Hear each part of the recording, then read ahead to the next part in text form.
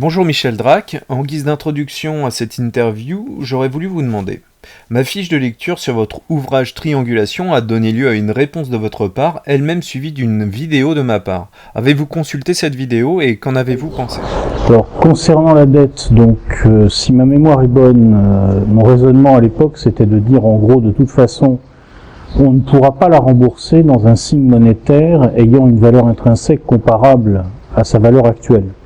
Parce que, tout simplement, quand vous avez, je crois, on en est à l'échelle mondiale pratiquement à 2,5 ou 3 fois le produit brut mondial en dette cumulée des acteurs non financiers, vous ne pouvez pas rembourser la dette. Donc à ce moment-là, elle ne sera pas remboursée de toute façon. Donc ce que je dis, c'est que à un certain moment, si vous voulez, il va falloir que tout le monde accepte de payer le prix d'un demi-siècle au moins, si c'est pas 3/4 de siècle, d'irresponsabilité. Donc voilà, donc effectivement ça va faire mal. Effectivement, il faudra répartir la charge selon des modalités extrêmement complexes. Ce que j'espère, c'est qu'on ne trouvera pas comme unique solution celle qu'on a trouvée historiquement dans ces cas-là, c'est-à-dire la guerre. Parce que historiquement, en général, si vous voulez, quand il y a quelqu'un quelque part qui peut plus rembourser une dette, c'est la guerre. C'est comme ça que ça se passe. J'espère qu'on trouvera une autre solution, mais de toute façon, je pense que le fait de ne pas rembourser les dettes ne sera pas un choix. Ce sera une réalité factuelle, tout simplement. Après, concernant la question des inégalités et du rapport que les élites, entre guillemets, ont aux inégalités.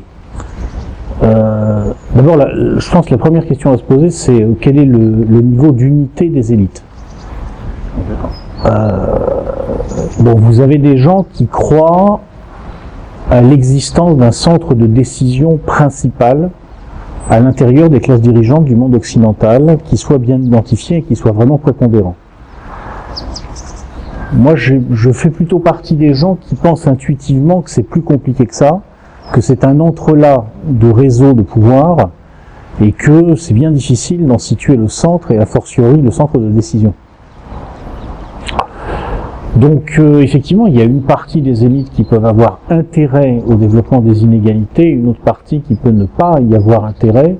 Cela dit, je crois qu'il y a un tropisme général, si vous voulez, dans la société actuellement, qui est lié à des phénomènes, mais qui sont en amont de la prise de décision d'un acteur quelconque, et qui est un tropisme inégalitaire. Ça vient du fait que d'abord on est passé sur une société où il y a beaucoup de secteurs économiques qui ont tendance à fonctionner sur la logique du 1 ou du 0, c'est-à-dire où vous êtes le gagnant complet ou vous êtes le perdant complet.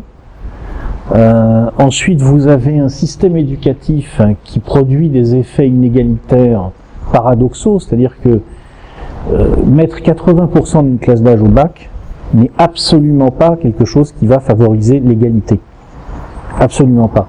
Parce que ce que ça veut dire simplement, c'est que pour avoir le diplôme qui sert de sésame pour certaines fonctions, au lieu d'aller jusqu'au bac, il va falloir aller jusqu'à bac plus 5 ou bac plus 6. Donc en réalité, ça va favoriser la reproduction sociale des inégalités. Parce que tout simplement, il faudra que les parents aient les moyens de payer encore plus longtemps, comprenez ? C'est-à-dire que il y a eu une sorte de maximum d'égalité qui a été atteint probablement, je pense, 2 fois.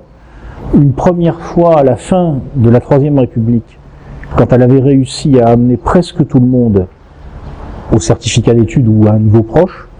Donc là, si vous voulez, vous avez un tout petit bout en haut qui a le bac, qui fait des études, et puis vous avez une énorme masse de gens qui sont à peu près tous au même niveau.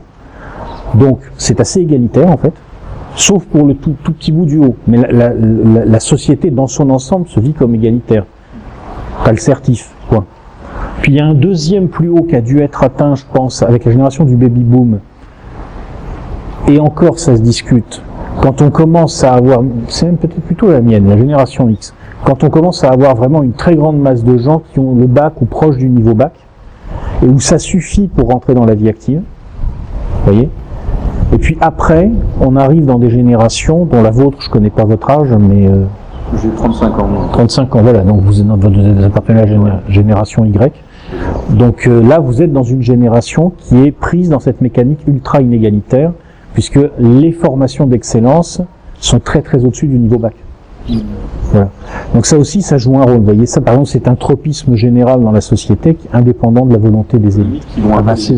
C'est la machine économique actuelle qui fait ça, c'est-à-dire que vous savez, c'est une remarque rigolote, mais qui une image bien sûr, mais qui illustre les choses. À l'époque où l'horizon des gens, c'était leur village en gros. Et en France, pour une grande partie de la population, jusqu'à la Première Guerre mondiale et même peut-être jusqu'à la Seconde, l'horizon des gens, pratiquement, c'est leur village. Les gens se comparent à l'intérieur du village. Donc, en gros, ils se comparent entre quelques centaines de personnes. Donc, quand vous vous comparez entre quelques centaines de personnes, vous avez toujours au moins un domaine où vous allez faire partie du cardio.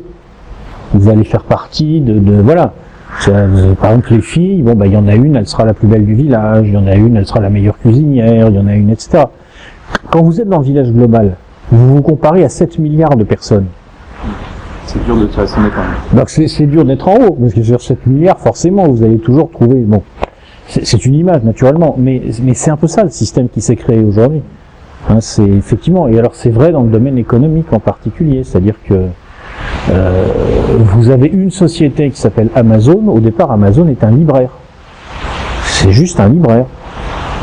Bon, aujourd'hui, c'est une machine qui doit peser, je sais pas, 1 milliard de fois le poids économique standard d'un libraire. Et pendant ce temps-là, il y a des millions de libraires qui passent à la trappe.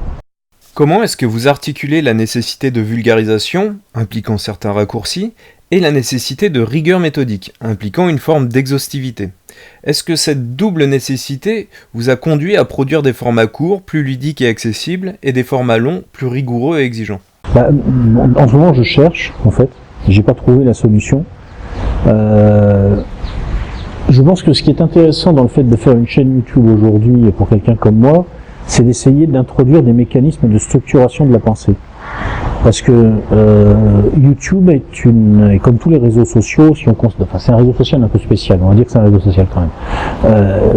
Comme toutes ces applications, si vous voulez, ce sont des machines à déstructurer la pensée.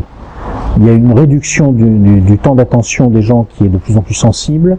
Il y a une baisse de la capacité des gens à décider de ce qu'ils veulent vouloir, à quoi ils font attention, de faire attention. Les gens sont en train de perdre le contrôle d'eux-mêmes, ils s'en rendent pas compte. Et ils perdent le contrôle parce que ce ne sont plus eux qui structurent leur propre pensée, ce sont les algorithmes qui structurent leur pensée. Donc le but, c'est d'essayer de rentrer à l'intérieur de ces trucs-là pour réintroduire de la structuration à travers ces outils. Pour l'instant, j'ai pas trouvé la solution, mais je la cherche. Et je la cherche à tâtons en faisant des vidéos comme ça sur YouTube. Alors dans ce cadre, où en êtes-vous de votre idée de développer un processus de gestion-validation collective des idées? Avez-vous des idées sur un outil adapté, par exemple Google Doc, on en avait discuté en commentaire, ou d'autres choses? Là aussi, je suis en phase de réflexion. J'avais prévu de commencer à tester des choses cette année. Je le ferai pas parce que j'ai eu de gros problèmes personnels qui viennent interagir avec ce que je faisais et j'ai pas du tout le temps de m'occuper de ça. Mais j'aimerais bien effectivement contribuer à une réflexion qui sera nécessairement collective, qui mettra en jeu des compétences que j'ai absolument pas, mais pour essayer de construire, si vous voulez, un type d'outil collaboratif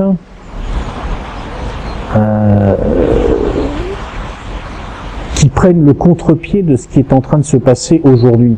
C'est-à-dire qu'aujourd'hui sur Internet, le problème qu'on a en fait, c'est que si vous dites quelque chose de vrai, de structuré, de complexe, vous allez avoir une diffusion qui sera à peu près 1% de celle qui se fera spontanément si vous dites quelque chose de faux, de déstructuré et d'ultra simple. C'est spontané. Je veux dire, en l'occurrence, c'est même pas la peine de chercher une théorie du complot, ça se fait juste spontanément. Les gens relaient, les gens répercutent, les gens sont attirés par le faux, le déstructuré et le simple. Alors, est-ce que vous y allez pas un peu fort? On peut reconnaître que vous, effectivement, vous êtes intéressé par les choses vraies, les choses complexes. Tout comme votre audience, les gens qui vous écoutent et vous suivent sont eux aussi intéressés par les choses vraies et les choses complexes, et c'est pour ça qu'ils ont beaucoup d'intérêt pour ce que vous pouvez leur dire. Cependant, est-ce qu'on pourrait pas dire que si on prend l'humanité dans sa globalité, il n'y a qu'une minorité de gens qui s'intéressent aux choses vraies et complexes, mais qu'une majorité de gens s'intéressent à des choses qui sont relativement simples, qui sont vraies ou fausses, mais en tout cas qui leur provoquent de grandes émotions, et c'est ça qui génère leur intérêt, et que au-delà du contexte actuel, c'est quelque chose qui a toujours traversé l'humanité, c'est pas propre à la situation actuelle. Peut-être, sûrement même d'ailleurs. D'ailleurs, il n'y a aucun jugement de valeur à porter pour les gens qui préfèrent les choses simples. Mais je pense que je pense surtout en fait aux jeunes. En ce moment, je travaille sur les générations, sur la question des générations. Et je crois que ma génération a vraiment un rôle particulier à jouer, un rôle important. Nous sommes la dernière génération finalement à avoir connu un monde où quand on savait pas quelque chose, il n'y avait pas Google pour vous dire quoi. Nous sommes la dernière génération à avoir connu un monde où si on n'était pas capable de structurer soi-même sa pensée, il n'y aurait pas d'outils algorithmiques pour le faire à notre place. Et je pense qu'on a un travail à faire, parce que si vous voulez, je pense en gros que dans ma génération, on s'est pas fait lobotomiser trop profondément. Déjà, on en a par rapport, enfin, pour moi, il y a une régression anthropologique qui a commencé avec la génération du baby boom à peu près, et qui c'est pas du tout de la faute évidemment des baby boomers, hein, ils y sont rigoureusement pour rien, et qui vient simplement du fait que, si vous voulez, un organe qu'on ne sollicite pas s'atrophie, et que je pense qu'il y a des parties dans le cerveau qui s'atrophient quand on les sollicite pas. Et cette régression anthropologique, elle s'est un peu accélérée avec ma génération. Votre génération, la génération Y, c'est la première où vraiment on peut dire que vous êtes bien fait moudre le cerveau quand même, mais ceux à qui je pense surtout, c'est ceux qui viennent après. C'est-à-dire ceux, si vous voulez, qui auront grandi avec une tablette dans les mains. Parce que votre génération n'a pas grandi avec une tablette dans les mains.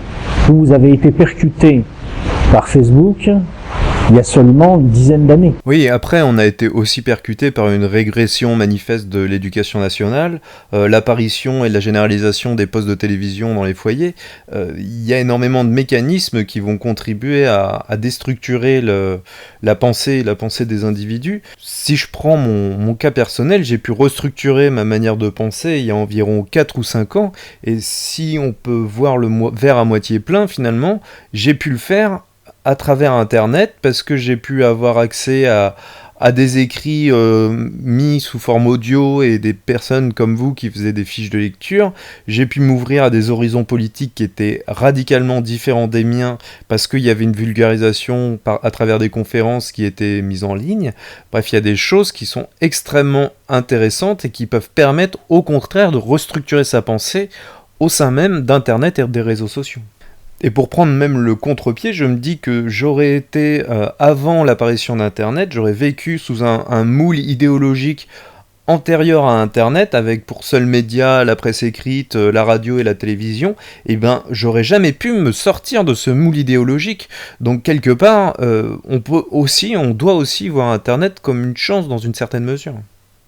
C'est vrai, mais c'est pour ça, Internet c'est la meilleure et la pire des choses, hein. Ce qui est normal, puisque finalement c'est une langue, d'une certaine façon, donc il y a une logique. Mais pour la génération qui vient, je pense qu'on a un travail à faire. On a vraiment un travail à faire pour concevoir les outils, pour qu'ils puissent en tirer le meilleur, sans se faire avaler littéralement par le pire. Dans votre essai de la souveraineté, vous dites que le matérialisme bourgeois n'a rien à proposer au-delà du narcissisme. Pourtant, dans Triangulation, vous décrivez de nombreux courants spirituels gravitant autour du mondialisme et du matérialisme bourgeois. Doit-on voir dans ce constat une évolution de votre part ? Le matérialisme bourgeois, si vous voulez, il peut rien, enfin à mon avis, il peut pas effectivement rien proposer d'autre que le narcissisme, parce que tout simplement, quel type de satisfaction vous pouvez attendre de l'argent? Alors, c'est des satisfactions narcissiques. Je veux dire, qu'est-ce qu'on peut acheter avec l'argent, à part les satisfactions narcissiques? Pas grand-chose, il me semble. Mais ça n'empêche pas de construire des spiritualités, alors mais qui sont si vous voulez, des spiritualités en carton-pâte, des spiritualités en faux semblant. Ce que je veux dire par là très simplement, c'est que bon, pour moi, la différence entre le moment où on dit la vérité et le moment où on ment, c'est le moment où on dit aux gens, vous savez, vous allez mourir. Le moment où la vérité s'impose dans l'esprit humain, c'est le moment où on prend conscience pleinement de sa mortalité. Bon, le matérialisme bourgeois, qu'on le veuille ou non, c'est comme ça. D'ailleurs, je précise que c'est pas un jugement de valeur, non seulement sur la personne des bourgeois, je suis moi-même un bourgeois, il n'y a pas de problème avec ça. Même pas d'ailleurs sur la bourgeoisie en tant que classe. D'une certaine façon, j'appartiens à la bourgeoisie en tant que classe, je suis un petit bourgeois en tant que classe. C'est juste un constat. La condition du bourgeois, le type de vie, le type de perspective donné par cette condition, fait que on n'a pas de préparation à la mort, si vous voulez. Oui, dans ce sens-là, d'accord. Voilà. Donc, alors, on va avoir des spiritualités qui sont en fait des thérapeutiques de consolation. Mais ce ne sont pas des spiritualités vraies. La spiritualité, à mon humble avis, après moi je suis personne, je ne le sens à personne, hein, attention, mais à mon humble avis, la spiritualité vraie, le moment où il y a réellement un souffle de l'esprit, en quelque sorte, qui pénètre la matière, c'est lorsque on dit, voilà, le vrai sujet c'est que tu vas mourir. Et il va falloir t'habituer à ça, et il va falloir l'accepter, comprendre d'abord que le fond des choses est nécessairement horrible d'une certaine façon, parce que le premier secret qu'on découvre dans la vie, c'est que le fond des choses est horrible. Voilà. Le deuxième secret, c'est qu'on découvre que c'est pas grave, et le troisième secret, c'est qu'on découvre que c'est formidable que ce soit pas grave. Voilà. Pour moi, c'est comme ça que ça se passe. C'est mon opinion. Et la spiritualité vraie, c'est celle qui permet de monter ces degrés. Et la condition du bourgeois, qui est la mienne, que je ne critique pas, que je ne rejette pas, mais que je constate simplement, ne me prépare absolument pas à ça. La condition du bourgeois me prépare simplement à bien manger, à bien boire, à pouvoir m'amuser, et puis à crever comme un con. Alors un bon bourgeois pourrait très bien vous opposer que ce comportement consistant à accumuler de manière hystérique de l'argent, en réalité, c'est pas simplement une volonté narcissique de bien boire, de bien manger et de se faire plaisir en somme, mais c'est aussi une expression de la volonté de puissance en matière économique. Et en fait, cette volonté de puissance, pour lui, il peut dire qu'il a parfaitement conscience de la mort, il sait qu'il va mourir, il l'a parfaitement accepté, et que cette volonté de puissance économique, c'est qu'une manière d'amasser des biens pour les transmettre à sa lignée, et pour qu'en fait, elle soit plus forte et qu'elle puisse mieux survivre au monde. Donc, on pourrait avoir cette logique-là dans l'esprit d'un bourgeois qui se détacherait assez nettement du narcissisme. Moi, pour avoir des connaissances dans la petite et la moyenne bourgeoisie, je sais qu'il y a des gens qui fonctionnent comme ça, qui ont lu Nietzsche et qui ont intériorisé ça. Alors ça c'est effectivement c'est un argument. Cela dit, si vous voulez, là on est on est dans une version de l'éthique qui est, enfin, ça fait penser à Max Weber, vous voyez, l'éthique protestante et l'esprit du capitalisme, ce genre de truc. Oui, peut-être, oui. Moi, c'est pas la perception que j'ai de la condition bourgeoise dans la réalité. Mais peut-être que ça a dû exister d'ailleurs, oui, effectivement, ça a dû exister. Mais aujourd'hui, dans la réalité de ce que l'on appelle aujourd'hui la bourgeoisie, pour moi, c'est pas ça. Parce que, en fait, finalement, si on regarde la société actuelle, d'une certaine manière, on peut tous dire qu'on est des bourgeois. Enfin, on vit comme des bourgeois, un peu. Ah, mais on est. On a une mentalité de bourgeois et on a un peu tous une vie de bourgeois. Mais quand on regarde dans cette société, il y a quand même des strates qui se dessinent. Et effectivement, pour connaître des gens que je considère comme étant vraiment des bourgeois avec une mentalité de bourgeois, il y a cette espèce de culture de la volonté de puissance avec une recherche vraiment aristocratique, c'est-à-dire une recherche de l'excellence qui va se matérialiser sous le plan professionnel, etc. Et ils vont aller vers ça et ça va être leur credo. Alors après, il y en a qui vont vivre leur bourgeoisie de manière un peu, axée sur les plaisirs, axée sur le narcissisme, axée sur auto-centré, mais il y a peut-être des gens qui vont réussir à prendre de la hauteur sur cette vision-là, mais en gardant le matérialisme bourgeois dans leur perception. Et puis Ma foi, oui, peut-être. C'est pas comme ça que je le ressens aujourd'hui, en tout cas majoritairement dans les strates supérieures de notre société. Voilà. Peut-être à l'époque de Max Weber, oui. Mais aujourd'hui, non. Voilà. Dans la question raciale, vous opposez aux racialistes extrémistes des antiracialistes extrémistes. En prenant comme exemple le massacre des Peaux-Rouges, le génocide des Rwandais ou l'épuration des paysans ukrainiens. On pourrait quand même procéder à une objection. Ces massacres socio-ethniques n'ont pas comme fondement principal et explicite la motivation raciale ou humaniste. De même que les Romains n'ont pas massacré les Carthaginois pour la raison principale et explicite qu'ils n'étaient pas de la même race. Ne devrait-on pas voir dans ces massacres de simples manifestations de la volonté de puissance et la résolution de rapports de force sociaux et nationaux, et écarter l'incrimination de l'humanisme béat de ce brave Rousseau? Pour aller même plus loin, si l'on admet que le nazisme est la forme extrême d'une idéologie raciste ayant conduit à une épuration ethnique systématique, le strict reflet de cette idéologie, tournée en antiracisme extrémiste, ne serait-il pas le métissage obligatoire, c'est-à-dire l'interdiction ou la stérilisation des couples non mixtes? La dialectique racialisme contre antiracialisme est intéressante car elle remet les choses en perspective. Cependant, cette présentation n'ouvre pas la réflexion sur la géométrie racisme versus antiracisme et sur les dystopies de potentielles idéologies antiracistes extrémistes. Je crois d'abord il faut un peu résumer ma thèse pour que les gens qui vont regarder la vidéo comprennent de quoi ça parle. En gros, ma thèse, très schématiquement, c'est la suivante. Ce que je dis, c'est que premier constat, avant le XVIIe ou le XVIIIe siècle, en fait, il n'y avait pas vraiment de racisme au sens contemporain du terme.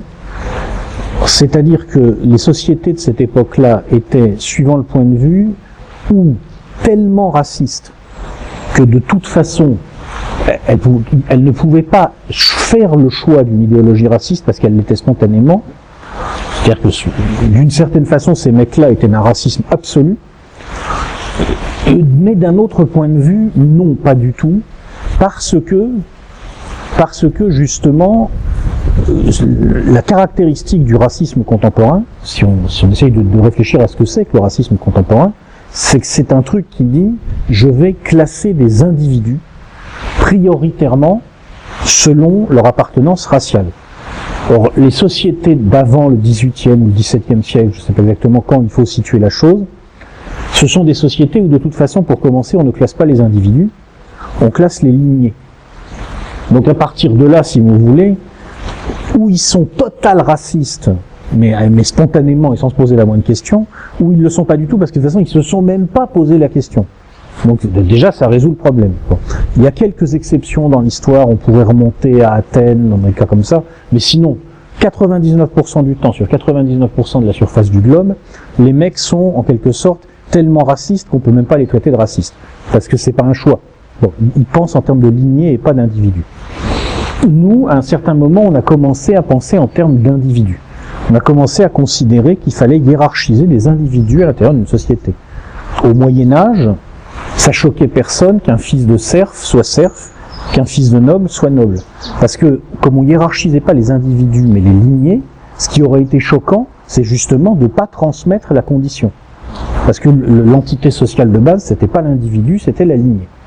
Aujourd'hui, on vit une transition. La brique de base de nos sociétés, c'est de moins en moins la lignée et de plus en plus l'individu. Et c'est ce qui a fait émerger, paradoxalement, les idéologies racistes. Ça a aussi fait émerger les idéologies antiracistes, avec toujours cette idée qui est au cœur du sujet, qui est que on va mettre les gens dans une case en fonction d'un paramètre. Alors la différence, c'est que chez les racistes, on fait plein de petites cases et on met les gens sur plein de petites cases en fonction de l'appartenance raciale, alors que chez les antiracistes, on ne fait pas de cases. On fait un seul grand plan, une immense case, et on met tout le monde dans la même case. Mais dans tous les cas, il s'agit bel et bien de classer des individus en fonction d'un critère. Et ce que j'essaye de montrer, c'est que même si ni les racistes ni les antiracistes n'en ont conscience, en fait, les catégories de base de leur pensée sont les mêmes. Leur problème de base, parce que pour moi ces mecs-là ont un problème, c'est qu'ils ne voient pas que un individu n'est pas égal à un individu, qu'un noir n'est pas égal à un noir, qu'un blanc n'est pas égal à un blanc, que c'est pas vrai, parce que égal, ça veut dire identique. Dans l'absolu, au sens mathématique du terme, ça veut dire identique. Or les gens ne sont pas identiques. Bon. Donc, à partir de là, j'essaye, alors je le fais maladroitement, parce que la question raciale est à mon avis un livre dont les idées sont saines, je crois, mais qui est mal écrit, parce qu'à l'époque, moi j'ai pas une formation littéraire à la base, puis c'est plus une suite de billets de blog qu'autre chose, mais j'essaye de montrer que, si vous voulez, c'est quand on rentre dans ce type de logique de classification des individus qu'on va rendre possible les grands crimes qui sont survenus ensuite au XVIIIe, au XIXe, au XXe siècle. C'est-à-dire à partir du moment où vous rentrez dans l'inscription des hommes dans une logique de classification. Alors vous pouvez le faire de différentes façons. Vous pouvez le faire sur une base raciale, vous pouvez le faire sur une base sociale, vous pouvez le faire sur une base sexuelle, sur une base de genre, etc. Cette logique de classification de l'individu. En fait, ce que je montre, par ces exemples, si vous voulez, c'est que derrière tous ces crimes, vous avez toujours des forces infrastructurelles ou géopolitiques profondes qui sont les vraies motivations. Et le racisme ou l'antiracisme, l'égalitarisme ou l'inégalitarisme, toutes ces constructions idéologiques vont servir simplement à habiller. Voilà. D'accord. Et c'est pour ça que je dis que... alors pourquoi j'explique tout ça dans le bouquin? C'est parce que j'essaye d'amener, maladroitement sans doute, mais j'essaye d'amener les gens à la fin, à la conclusion qui pour moi est la conclusion importante, et qui est que il ne faut pas penser aujourd'hui les menaces de l'avenir en fonction des menaces du passé. C'est-à-dire que dans le passé, cette logique de classification, de hiérarchisation de l'individu, cette logique qui fait qu'en partant de l'individu, on aboutit à la négation de l'individu, elle s'est manifestée surtout à travers le racisme, qui était une sorte de nostalgie non sue du temps où les sociétés étaient organisées sur la base de la lignée. Je pense que dans l'avenir, le grand risque, ce ne sera pas la nostalgie non sue de la lignée, ça sera le fantasme prométhéen hyper technologique. Et c'est pour ça que, à mon avis, le plus grand danger de l'avenir est plutôt du côté de l'antiracisme, c'est-à-dire de la négation du principe de lignée. Soit hyper technologique, soit ultra égalitaire, voulant faire du métissage de manière systématique, ou alors que tout le monde soit hermaphrodite, ça peut être des projets de société qu'on peut envisager de manière égale finalement. Ça c'est pour l'instant. Mais là maintenant, on a un hurluberlu en Chine pour passer le week-end qui a fabriqué des jumelles OGM. Apparemment, je n'y connais rien techniquement, mais les biologistes ont trouvé une méthode pour éditer le code génétique. Vous imaginez ce genre d'outil entre les mains de gens qui ont complètement rompu tous les cadres de la filiation, qui partent du principe que l'être humain n'est plus engendré, mais potentiellement fabriqué. où est-ce qu'on va là? Alors c'est pour ça que j'ai écrit la question raciale, c'est pour dire aux gens qui font une fixette sur la question du racisme et qui s'exaltent devant l'antiracisme.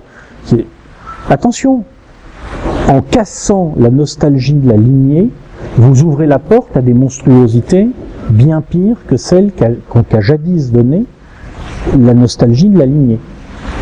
C'est le sens de mon livre en fait.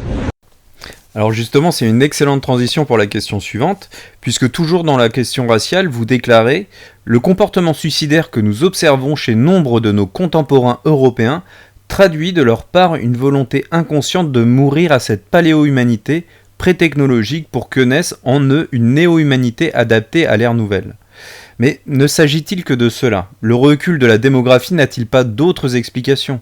Notamment pour expliquer l'étonnant contraste entre le baby-boom et le baby-crash en l'espace d'une seule génération. N'est-ce pas aussi, plus simplement, l'extrémité absurde et mortifère d'une idéologie ultra-individualiste, beaucoup plus qu'une volonté inconsciente de mourir à cette paléo-humanité? Oui, c'est vrai pour beaucoup de gens, c'est simplement qu'il n'y a plus de raison de se reproduire, mais je pense aussi que chez pas mal de gens, c'est souvent inconscient, cette idée que nous faisons partie des dernières générations humaines et que quelque chose d'autre doit arriver après. C'est vraiment très répandu chez beaucoup de gens. Je pense qu'il y a quelque chose d'inconscient. Je pense que c'est inconscient. D'accord. Mais je crois que chez beaucoup de gens, il y a cette idée. D'accord. Alors peut-être pas dans la génération du baby-boom, parce que la génération du baby-boom, il y a une rupture de filiation déjà, puisque la génération du baby-boom il y a un livre là-dessus d'ailleurs qui est très intéressant d'un monsieur qui s'appelle Jean-François Sirinelli, un livre qui s'appelle Génération sans pareil, où il analyse le baby-boom et où il montre que c'est une génération qui est un cas très particulier dans l'histoire parce qu'il y a eu une telle rupture anthropologique qu'elle a fabriqué ses propres archétypes. Mais à partir de ma génération, et a fortiori je pense la vôtre, il y a cette idée qui commence à se répandre, dont parle Bernard Stiegler d'ailleurs, que c'est la fin, quoi. À présent, je vais aborder la thématique du religieux et du spirituel.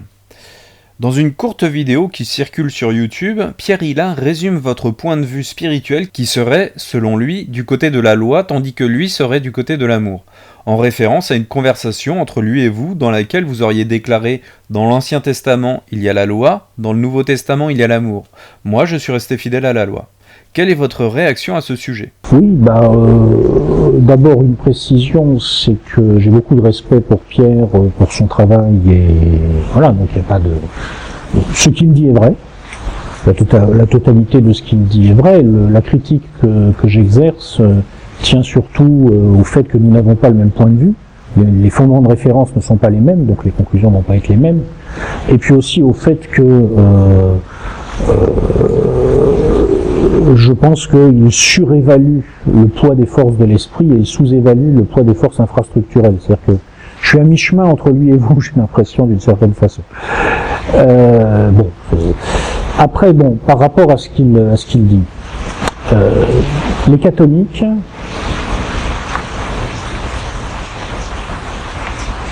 je veux dire les vrais catholiques, les catholiques comme Pierre Hillard, quoi. Et les protestants, ce sont des chrétiens, mais il y a des différences quand même, des différences assez sensibles. Et une de ces différences, c'est en quelque sorte, je dirais, la pondération entre les deux testaments. Chez les catholiques, en tout cas dans la perception que la plupart des protestants vont en avoir, il y a une sorte de surpondération du Nouveau Testament.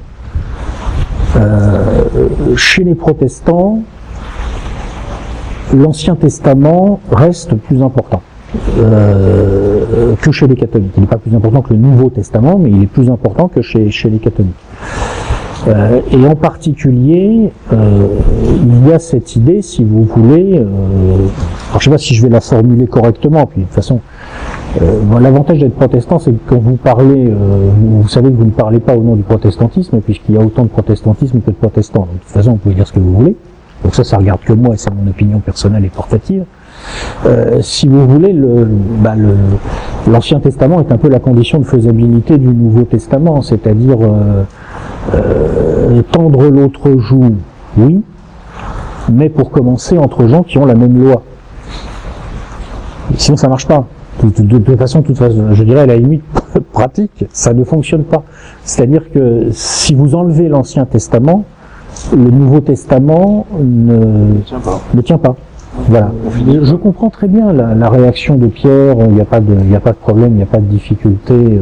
Il faut se souvenir d'une chose à propos de nos compatriotes catholiques, c'est que il leur arrive quelque chose d'extrêmement pénible, qui est que depuis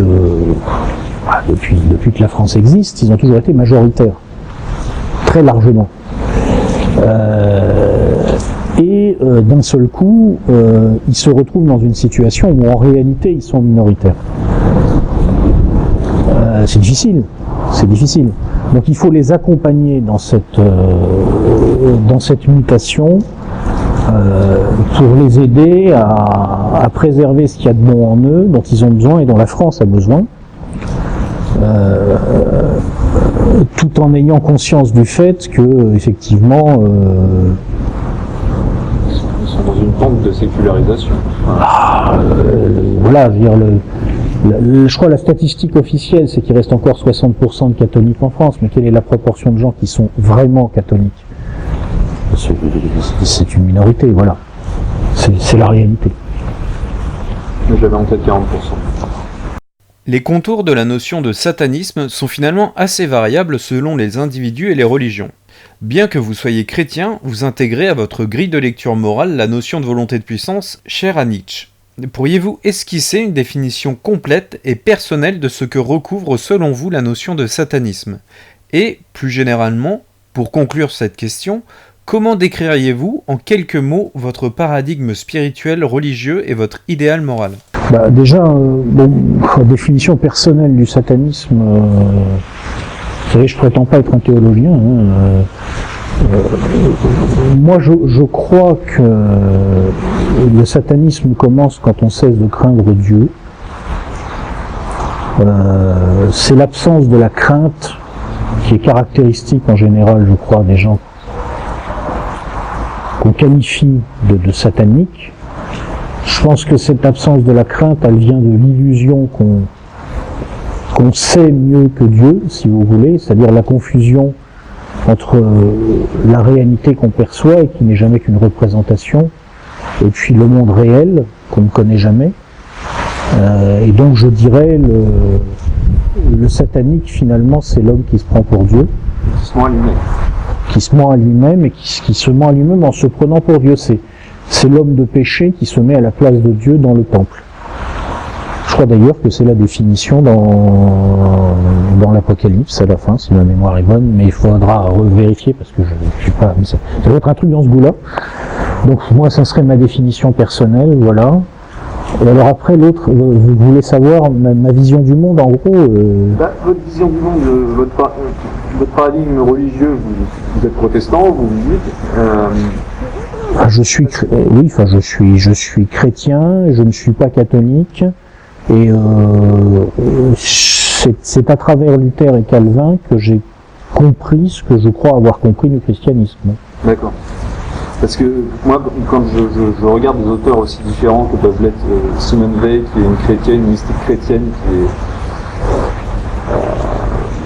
qui a une vision très altruiste et qui est très très tournée vers le martyr, etc. Et qu'on l'oppose à des auteurs comme Nietzsche qui font des critiques très très virulentes en fait de la morale chrétienne. Du coup, ça pose des questions, parce que vous, quand même, dans Essai, vous évoquez que c'est un auteur qui vous a quand même touché dans une certaine mesure. Oui, mais si vous voulez, déjà, je veux dire, Dieu soit loué, je peux être touché par des gens qui pensent absolument pas comme moi. Je prétends pas non plus être un grand philosophe, si vous voulez, mais enfin, ce que j'ai compris de Nietzsche, c'est que Il vit à un moment aussi bien précis où il observe l'affaiblissement le début de l'affaiblissement de l'humanité européenne, où certainement, il a été confronté à un certain type de christianisme. Il y a chez lui la volonté de revenir à une certaine forme d'héroïsme.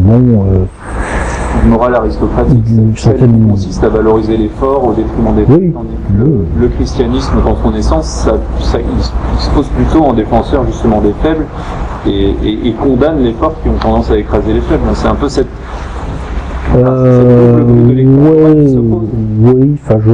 le christianisme tel que Nietzsche l'a perçu. Voilà, bien sûr, mais tel qu'on le retrouve chez quelqu'un comme Simone Veil. Oui, sans doute. Qui existe malgré tout et qui existe après. Mais vous savez, il peut m'arriver de commencer une phrase en pensant une chose et de la terminer en pensant le contraire. Et en général, dans ces cas-là, c'est là que je me dis que je dois être le plus près de la vérité, parce que je pense que très souvent, la vérité est obtenue par composition, le conflit est le père de l'être. Voilà, donc c'est comme ça. On peut être dans la morale chrétienne à la base. Moi, j'essaye d'être dans la morale chrétienne et en même temps penser que Nietzsche peut avoir raison. Et on peut se dire à partir de là, il faut être dans la morale chrétienne, d'accord. Donc il faut tendre l'autre joue, il faut accepter de protéger les faibles, de ne pas, voilà, et puis en même temps, il faut admettre qu'il y a une nécessité à laisser se développer l'effort, et donc c'est un équilibre dialectique. Et on peut même se dire à un moment que l'équilibre dialectique, effectivement, peut être obtenu en disant que le Père du Christ peut, que la morale du Christ peut être fondée après que se soit imposée la loi de Moïse et donc le Dieu de Moïse. Je veux dire, le monde est...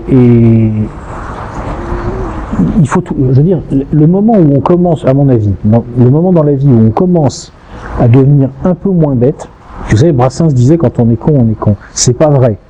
C'est pas vrai. Parce qu'à 20 ans, j'étais extrêmement con. Et je suis toujours con, mais beaucoup moins quand même, à mon humble avis. Donc c'est mon opinion, donc je le maintiens. Et je pense que c'est le moment où on comprend qu'en fait, c'est quand on peut penser simultanément une chose et son contraire, qu'on commence à se dire, ah ouais, finalement, je commence à réaliser la complexité du monde, quoi. Voilà. Mais sinon, c'est pas moi qui vais mettre d'accord Nietzsche et Simone, je vais pas y arriver. Bon, à présent, on va changer de thématique et on va s'intéresser à la politique et à la sociologie. Au sujet du RIC, c'est-à-dire le référendum d'initiative citoyenne, vous semblez penser que le peuple manque de maturité pour exploiter un tel outil. Sans faire du RIC un moyen réel pour le peuple de s'auto-gouverner, ne peut-on pas voir dans ce dispositif un moyen pour le peuple de réaliser la démopédie que vous appelez de vos vœux ? Le RIC, le référendum d'initiative citoyenne, donc, en ouvrant des débats politiques équilibrés, comme en Suisse sur la monnaie ou sur l'immigration, ou en mettant en accusation publique des personnalités politiques, ne pourrait-il pas être vu comme un outil d'éducation, de maturation, même de fermentation populaire ? Cela n'excluant évidemment pas un gouvernement central. Moi, je ne suis pas du tout un opposant au RIC en théorie dans l'absolu. Je suis partisan même qu'on introduise ce type d'outil, si vous voulez, dans l'optique que vous venez de dire, c'est-à-dire dans une perspective démopédique. Ce que je dis simplement, c'est que dans la réalité de la France aujourd'hui, le problème, si vous voulez, c'est que la revendication du RIC, pourquoi elle a été mise en avant comme ça par les Gilets jaunes ? Parce qu'en fait, quand on analyse leur mouvement, on se rend compte qu'ils n'ont pas tant de trucs que ça sur lesquels ils sont vraiment d'accord entre eux. Donc ils ont mis en avant le RIC, on va avoir le RIC et ça va résoudre tous les problèmes. Non, ça marche pas comme ça. Vous aviez dit que la revendication principale des Gilets jaunes, c'était le RIC, le référendum d'initiative citoyenne. Et on peut admettre qu'une partie des Gilets jaunes n'a pas franchi le cap de rompre avec l'Union européenne. C'est ça qui les fédère. Ce que je veux dire simplement, c'est que quand on a des élites qui sont foireuses, parce que nos élites sont foireuses en France, la solution consistant à dire on va confier le pouvoir au peuple demain matin et ça va bien se passer, c'est pas une vraie solution. Donc, le problème, si vous voulez, c'est que dans la réalité de la France d'aujourd'hui, les gilets jaunes eux-mêmes ne sont pas représentatifs de la population. C'est-à-dire que, en général, vous devez avoir 1 ou 2 millions de personnes qui ont participé à un moment ou à un autre au mouvement. C'est les 1 ou 2 millions qui sont politiquement conscients. Vous avez en fait une énorme proportion de la population qui est politiquement, passez-moi l'expression, complètement à côté de ses pompes. Il y avait quand même un fort soutien, je veux dire, on était à 70% au début et après 50% à la fin. Oui, mais si vous voulez, moi ce qui me frappe, ce qui me fait rigoler pour te dire, c'est que quand vous demandez aux gens, voilà, est-ce que vous êtes pour les revendications des Gilets jaunes? Ils sont 70 à 80% à dire oui, ils ont raison. Quand vous leur demandez est-ce que vous êtes prêts à assumer que la France sorte de la zone euro, ils sont 30% à dire oui, c'est envisageable. Bon, je suis désolé, mais les revendications des Gilets jaunes ne sont pas compatibles avec le maintien de la France dans la zone euro. C'est impossible. Vous avez dit que la revendication principale et fédératrice des Gilets jaunes, c'était le RIC, le référendum d'initiative citoyenne. C'est-à-dire qu'on peut dire qu'il y avait une fraction des Gilets jaunes qui sont globalement contre l'Union européenne, mais il y en a peut-être une partie qui n'avait pas franchi le cap. Ce que veulent les Gilets jaunes, si on va sur le fond des choses, c'est qu'ils veulent une politique de la demande. Ils veulent une relance par la demande. C'est ce qu'ils veulent, c'est ce qu'ils demandent. Parce que qu'est-ce qui les a fait descendre dans la rue comme ça? C'est que les mecs, ils ont un vrai problème financier. La fin du mois commence le 5 pour eux. C'est pour ça. Je veux dire, quand les gens commencent à devenir vraiment violents, c'est qu'il y a un vrai problème. C'est pour ça que moi je prends au sérieux ce qui s'est passé. Je veux dire, que les étudiants qui vont rituellement faire comme par hasard juste avant les examens des espèces de gros bonhommes déguisés en manif, c'est un truc que je prends pas du tout au sérieux. Des hommes de 30-35 ans, voire de 50-55 ans, des femmes, qui descendent dans la rue et qui commencent à s'énerver vraiment, là ça veut dire qu'il y a un vrai problème. Ça devient sérieux. Ça veut dire que tout simplement, les mecs, ils ont du mal à mettre de la viande sur la table. Et là il faut faire gaffe. Bon. Donc ce qu'ils veulent, c'est une politique de la demande. C'est ça qu'ils veulent en réalité. Il n'y a pas de politique de la demande dans la zone euro. Ça n'existe pas. Quand vous avez décidé que vous étiez économiquement aligné sur l'Allemagne, vous ne pouvez pas faire de politique de la demande. Ça n'existe pas. Donc les Français ne le comprennent pas, ou ne veulent pas le comprendre, ou ne veulent pas le voir. Ils veulent continuer à toucher leur retraite en euros, mais ils veulent une politique de la demande avec une monnaie fabriquée à la française. En gros, vous avez un pays aujourd'hui, pour faire court, vous avez les baby boomers qui ont élu Macron. Vous regardez les statistiques, c'est très net. C'est eux qui ont voté Macron massivement. Ils l'ont élu sur une promesse qui était en gros que les choses dureraient aussi longtemps qu'eux et qu'ils pourraient continuer à toucher leur retraite en euros. C'est ça le sujet.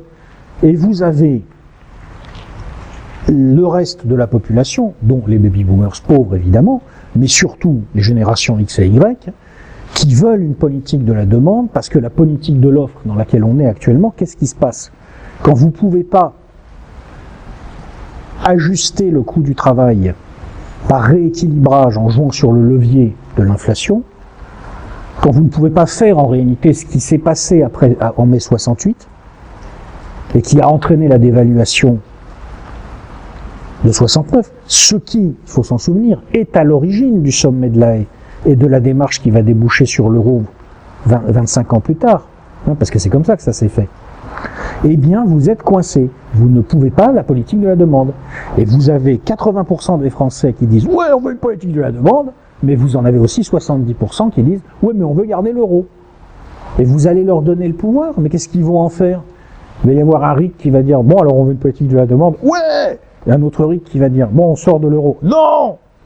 Et après, il se passe quoi? Vous croyez que vous croyez que vous allez expliquer ça aux Allemands et que les Allemands ils vont dire ah bon, on va payer alors?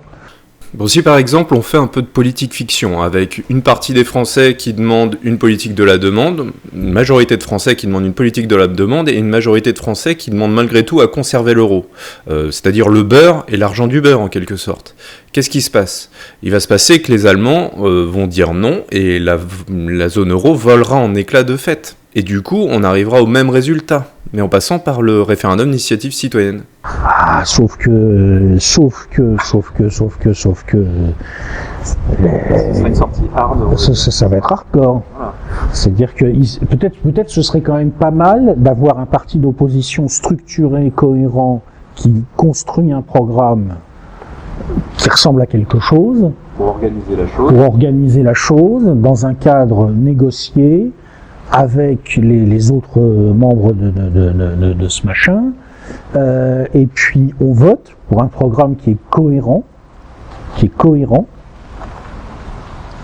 et puis on met en œuvre un programme relativement cohérent. Alors ça peut être souple, naturellement, tout n'est pas défini, mais il y a une cohérence.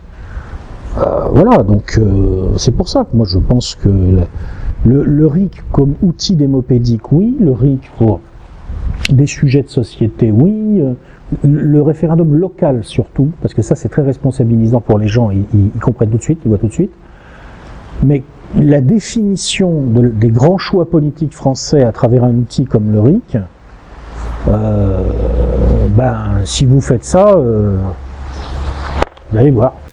Vous avez régulièrement tendance à réduire le choix des baby-boomers à des considérations purement économiques, c'est-à-dire qu'ils vont voter pour leur pouvoir d'achat, pour conserver l'euro, pour ceci, pour cela. À titre personnel, les baby-boomers que je connais, ou même d'autres personnes qui vont voter Macron au deuxième tour systématiquement, et même parfois au premier tour, ces personnes-là le font pas par considération économique, je les ai jamais entendus justifier leur vote de cette manière-là. La plupart du temps, ils le justifient parce qu'ils ont peur du Front National et parce qu'ils écoutent France Inter, c'est-à-dire des raisons essentiellement idéologiques. Ils le justifient par des croyances personnelles. Vous disiez un peu plus tôt que je prenais pas assez en compte certaines dimensions religieuses, et je veux bien l'admettre. En revanche, pour ce qui est du vote des baby-boomers, je crois vraiment qu'il s'agit d'une forme de religion qui les conduit à glisser leur bulletin de vote en faveur de tel ou tel candidat, et que ça n'a pas grand-chose à voir, plus grand-chose à voir en tout cas, avec des considérations économiques. Au niveau de d'abord une précision, ce que je vais dire maintenant n'est pas du tout une attaque dirigée contre les baby-boomers en tant que personne, même en tant que génération. Je veux dire, il n'y avait pas que de toute façon. Voilà. Mais c'est vrai que les baby-boomers présentent, ils ont donné une prime très importante à Macron, très très importante. C'est une génération qui a la particularité de n'avoir jamais été confrontée au caractère tragique de l'histoire. C'est-à-dire que c'est une de ces générations, si vous voulez, qui peut fabriquer une grande tragédie de façon totalement involontaire parce qu'elle ne sait pas que l'histoire est tragique. Vous avez déjà un livre qui parle d'une génération qui ressemble étrangement aux baby-boomers, c'est un livre de Jacques Bainville qui s'appelle « Histoire de trois générations », où il parle de la génération qui a conduit au désastre de 1870. Et il y a une ressemblance. Quand vous regardez les hommes qui dirigent la France et qui vont la conduire au désastre de 1870, ils sont pratiquement tous nés à la fin du Premier Empire ou juste après. C'est-à-dire que, si vous voulez, ils n'ont jamais connu le tragique. Ceux d'avant, ils ont vécu les guerres du Premier Empire, donc ils savent comment ça fonctionne. Mais là, vous avez une génération qui n'a jamais vécu le tragique. Qui a vécu dans un cocon. Et le baby-boom est un peu comme ça. Et alors, ils ont effectivement une vision du monde, à mon avis, qui est assez déconnectée du réel. En plus, ils se sont identifiés à la construction européenne. Ils ont été vus par leurs parents comme la génération qui allait enfin en finir avec le conflit franco-allemand. Il y a une religion du couple franco-allemand qui n'existe que dans leur imaginaire. Oui, après, cette religion existe aussi chez les générations suivantes. À titre personnel, j'ai été élevé dans ce mythe du couple franco-allemand. Dans le mythe en question, mais chez eux, c'est eux qui ont incubé ce truc. Hein, et ils sont là-dedans complètement. Il y a de l'irrationnel, ouais, c'est vrai. Ouais. Alors, on va aborder maintenant une autre question sur les thèmes politiques et sociologiques. Quels sont, selon vous, les facteurs de toute nature structurant, favorisant tel ou tel système politique ? Alors, c'est une question très très large. On peut penser par exemple aux structures médiatiques. Par exemple, un média horizontal, ça va avoir tendance à favoriser un système politique très décentralisé, tandis qu'un média vertical, beaucoup moins. Et par exemple, aussi, il doit y avoir d'autres facteurs de type culturel, puisque Sparte et Athènes, qui ont vécu avec les mêmes médias à la même époque et dans la même zone géographique, avaient des systèmes politiques très très différents l'une et l'autre. Donc, est-ce que vous avez un point de vue à ce sujet-là ? Sparte et Athènes, c'est l'histoire qui explique la différence. Il y a de la culture aussi. Il y a l'histoire aussi. C'est l'histoire, parce que Sparte naît, si ma mémoire est bonne, d'une invasion dorienne. Alors, je sais plus si elle est dorienne, mais effectivement, c'est lié à une invasion qu'a pas forcément subi Athènes en direct. Voilà. Et ça a entretenu une espèce de militarisme exacerbé. Voilà, ce qui fait qu'ensuite Sparte s'est tournée vers une forme de domination terrienne, avec une aristocratie terrienne et militaire, alors que Athènes s'est tournée vers la mer. Quels sont les facteurs qui vont expliquer un système politique ou un autre ? Bon, il y a l'opposition classique terre-mer, le nomos de la terre, le nomos de la mer, n'est-ce pas ? Il y a l'histoire, bien entendu, il y a l'état du système économique, l'état des forces productives. Je veux dire, la Révolution française n'est pas pensable sans la presse, sans l'émergence de la presse. Je ne veux pas dire ce qui est le plus structurant, je ne sais même pas si c'est toujours la même chose à toutes les époques. Ouais, je pense que la question, si vous voulez, est tellement vaste, tellement complexe, des combinaisons tellement multiples que... Ouais. C'est impossible d'y répondre en fait. D'accord. La vision que vous donnez des communautés primitives et héritée de Pierre Clastres fait la part belle aux violences et aux inégalités. Est-ce que vous avez consulté les travaux d'Emmanuel Todd relatifs aux familles nucléaires primordiales ou les descriptions des démocraties primitives ayant un pouvoir politique presque totalement décentralisé évoquées par Pierre Clastres lui-même ? Dans une certaine mesure, ces inégalités et ces violences ne se conjuguent-elles pas avec un ordre et une égalité politique ? C'est-à-dire que moi ce que j'ai retenu, je vais hyper simplifier, ce que j'ai retenu de Pierre Clastres, si je devais dire les choses de façon humoristique, c'est que moi j'ai lu Pierre Clastres comme un mec en fait qui dit à Jean-Jacques Rousseau, écoute, moi je suis allé voir chez les sauvages, et tu sais quoi, banane ? Et quand il n'y a pas de propriété, les mecs ils se tapent dessus pour les bonnes femmes. Voilà. C'est-à-dire que si je dis que les sociétés primitives sont violentes, c'est parce que l'idée que c'est surtout, si ma mémoire est bonne, c'est surtout par rapport à Rousseau, et à cette idée qu'a Rousseau que la propriété est l'origine de la violence entre les hommes, etc. Mais non, je veux dire, chez les primitifs, il y a effectivement, souvent, ils sont dans leur forêt, ils n'ont même pas de territoire précis, ils ont un territoire de nomadisme assez vague, mais ça les empêche pas de se taper dessus, de se faire même des guerres d'extermination. On le voit dans le principe de Lucifer, d'ailleurs, un livre que j'ai découvert dans votre ouvrage Essai, où effectivement il parle des Yanomamo, une tribu qui cultive la violence à l'extrême pour se répandre et pour agresser les autres tribus.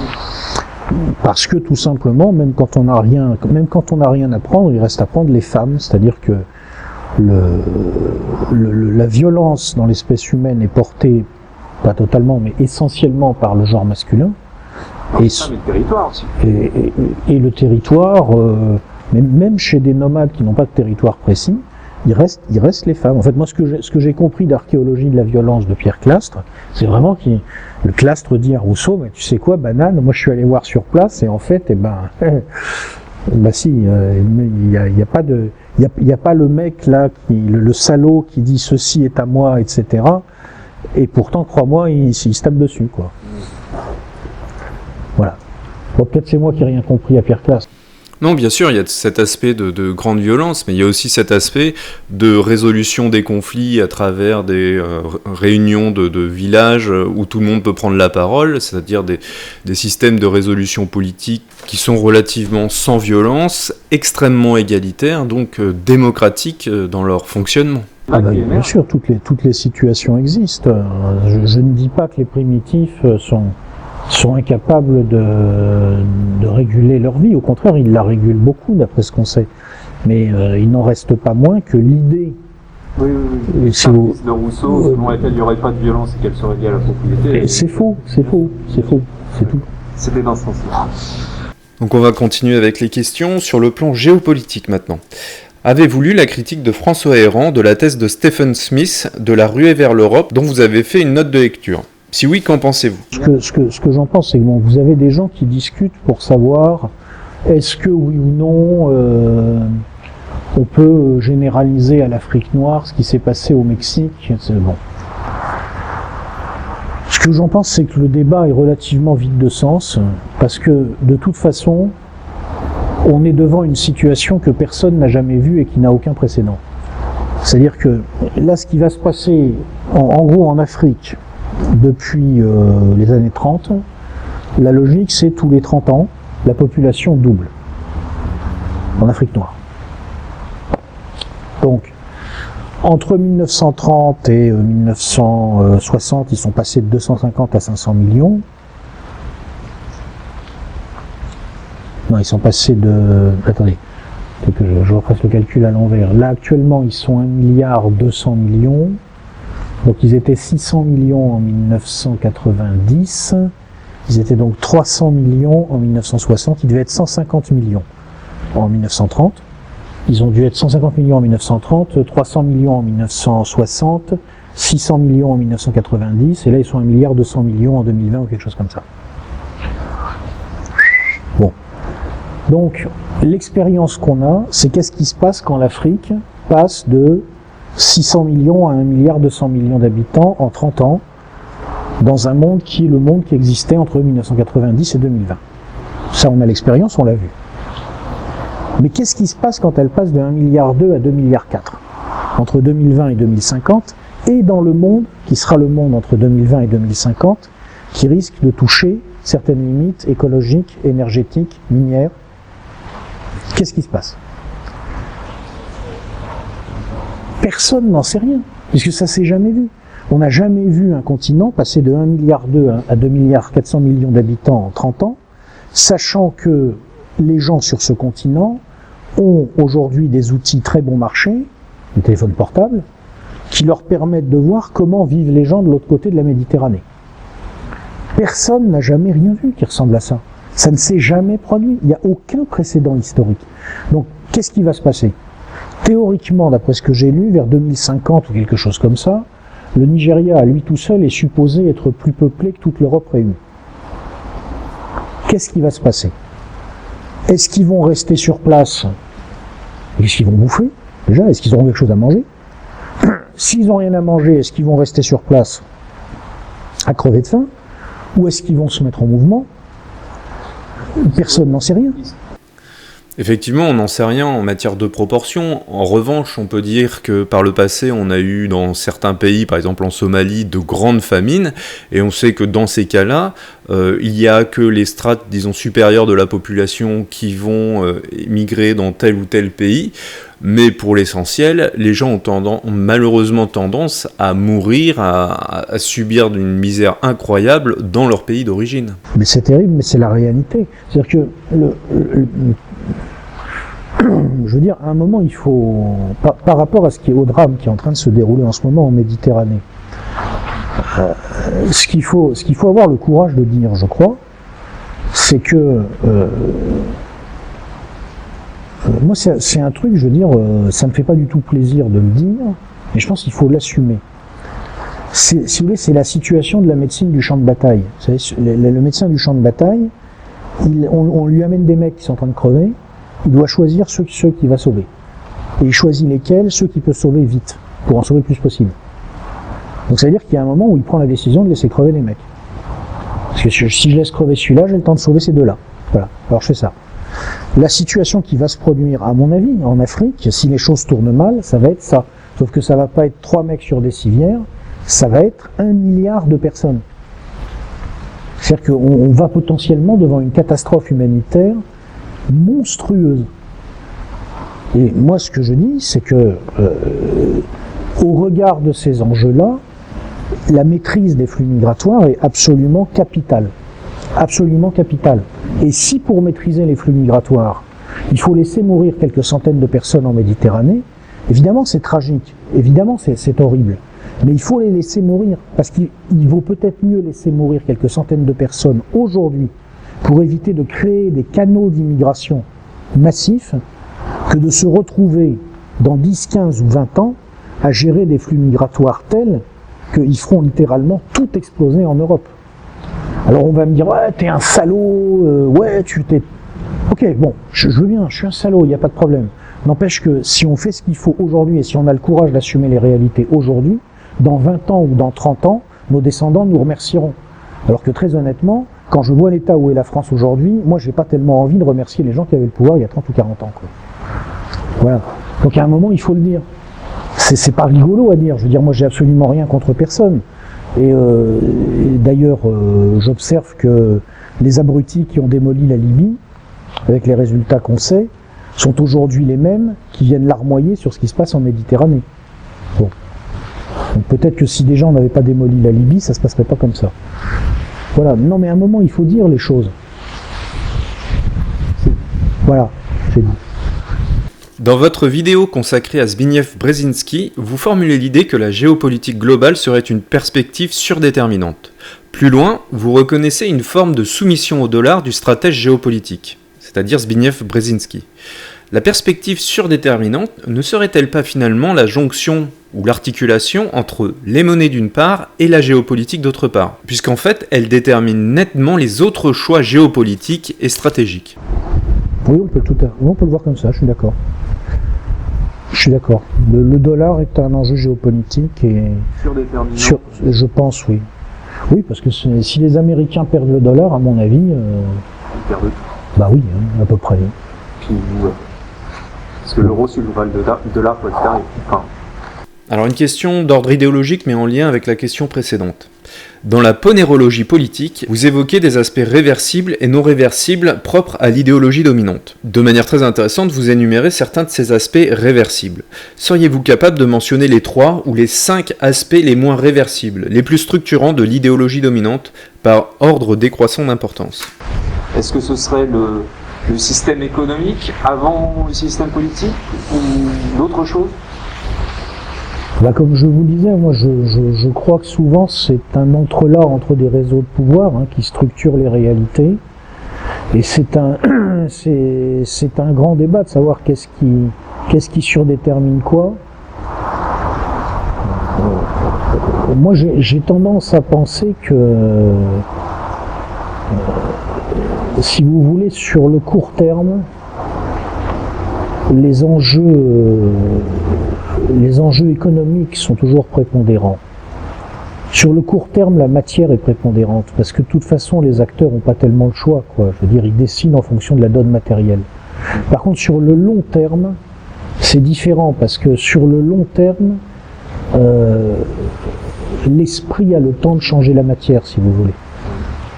Mais alors après, vous dire exactement c'est comme la question précédente, il y a une telle diversité des situations historiques. Comment les résumer comme ça? C'est impossible. Très bien. Alors à présent, la question finale. Comme vous l'avez exprimé à de nombreuses reprises, vos travaux ne sont pas motivés par une rentabilité économique. Vous semblez être motivé par l'acquisition et la diffusion de connaissances et l'analyse de sujets divers et variés. Dans les faits, votre public est uniquement le récepteur de votre pensée, excepté lorsqu'il vous offre des commentaires pertinents. Toutefois, l'intérêt relatif que vous portent vos auditeurs constitue une ressource considérable et pourtant relativement inexploitée. Ma question est donc la suivante. Si votre objectif est l'acquisition et la diffusion de connaissances, comment pourriez-vous mobiliser de manière efficace la ressource que constitue l'intérêt de votre public? Question difficile. C'est ce qui me tracasse en ce moment. Bon, alors, pour l'instant, moi j'ai fait une expérience qui est que on peut écrire voir Macron et garder son boulot. On peut écrire voir Macron et ne pas se faire exclure de la vie sociale.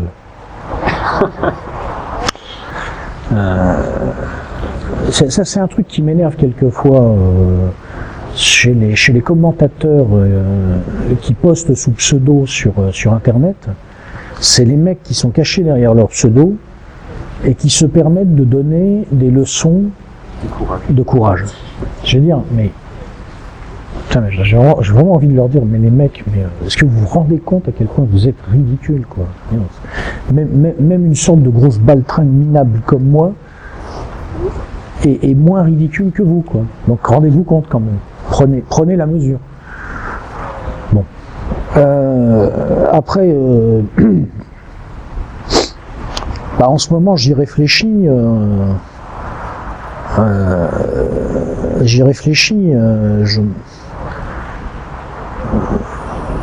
Je pense que la réponse viendra petit à petit de l'évolution des choses, de l'évolution de la situation. Moi, vous savez, je suis un grain de poussière balayé par le vent. Vous êtes un grain de poussière qui quand même a pris de l'importance, puisque votre chaîne YouTube, quand même, elle a une petite notoriété, on va dire, oui, dans le milieu. Oui, oui. Je veux dire. Oui. On m'a reconnu grâce à vous, parce que j'avais échangé des vidéos avec vous. Oui. Non, mais vous savez, il y a des événements historiques qui peuvent se déclencher, qui vont faire qu'on va tous se rendre compte qu'on est des grains de poussière. C'est-à-dire que j'ai remarqué, il y a un truc quand on s'intéresse un peu à l'histoire, c'est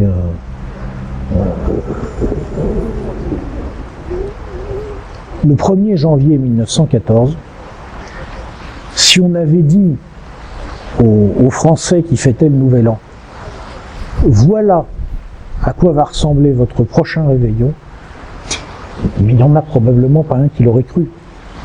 Il n'y avait pas une espèce de préparation psychologique avec la guerre et l'Allemagne? Il n'y avait pas une revanche? Oui, mais c'est pas sorti de nulle part, c'est pas le lapin qui est sorti du chapeau. Non, c'est pas le lapin qui est sorti du chapeau, mais ils n'avaient aucune idée de ce que ça impliquerait.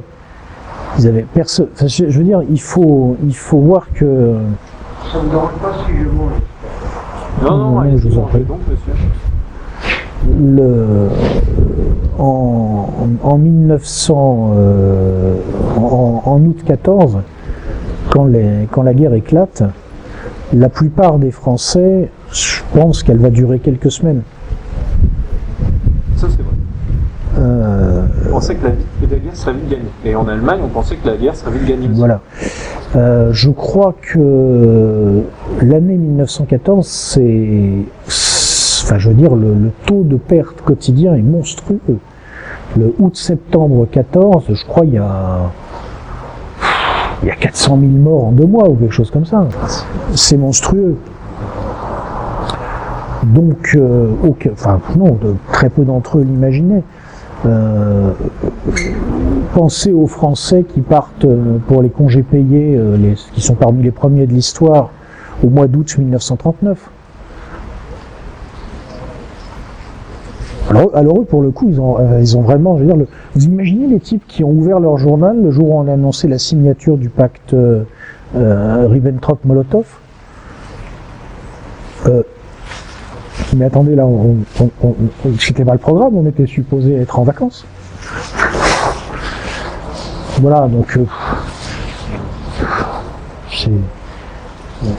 nous sommes des grains de poussière balayés par le vent, et puis il faut survivre malgré tout. Il faut survivre malgré tout, puis essayer de faire ce qu'on peut là où on est, quoi.